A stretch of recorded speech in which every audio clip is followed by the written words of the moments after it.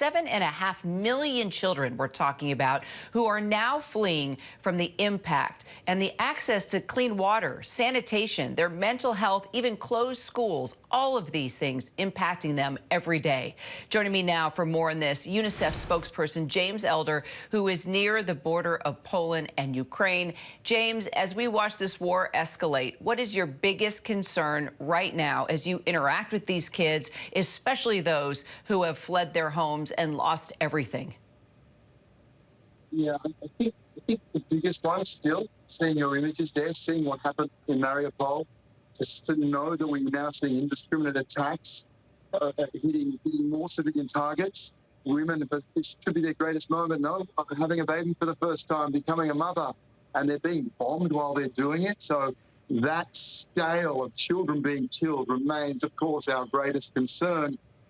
Side by side, a million children who've been ripped away from one member of their family, who are watching traumatized mums who are freezing, as you say, it's bitterly cold here, who have left behind, you know, the school, the friends, and have come to learn what bombs sound like. The trauma of those children, the need for them to get education, is an immense concern to UNICEF right now.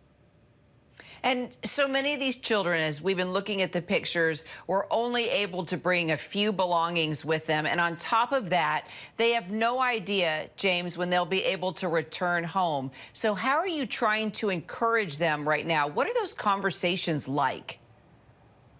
Yeah, you know, and every person wants to come home. I've spoken to hundreds of people. I spend days at that train station in Lviv in Ukraine or the border, and every single person, this is their home. The brain drain from this nation is heartbreaking. But I spoke to a little girl the other day, and I said, "Do you know where you're going?" And she said, "No, I don't know the name of it. Is it in English?" "No, I don't know the name, and I also don't know the name of my village, but I love my village and I want to go back there."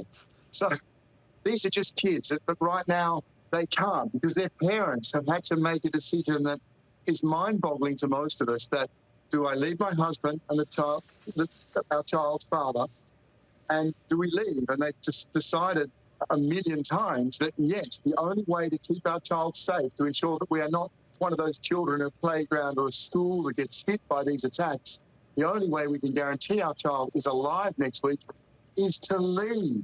And that requires an immense amount of support, which we are doing our best to get to, from medical supplies to education supplies.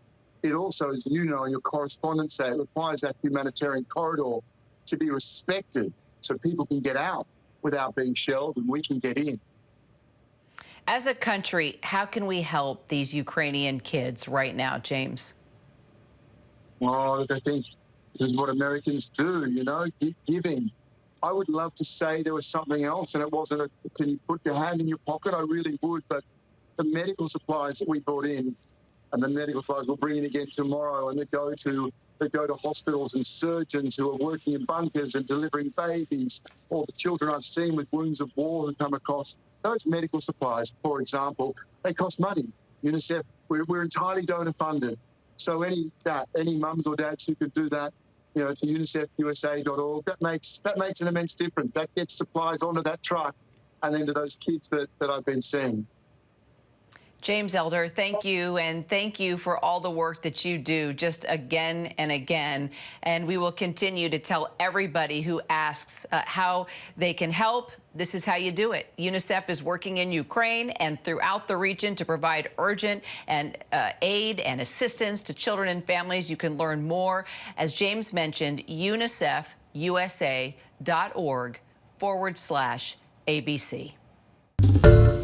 Hi everyone, George Stephanopoulos here. Thanks for checking out the ABC News YouTube channel. If you'd like to get more videos, show highlights, and watch live event coverage, click on the right over here to subscribe to our channel, and don't forget to download the ABC News app for breaking news alerts. Thanks for watching.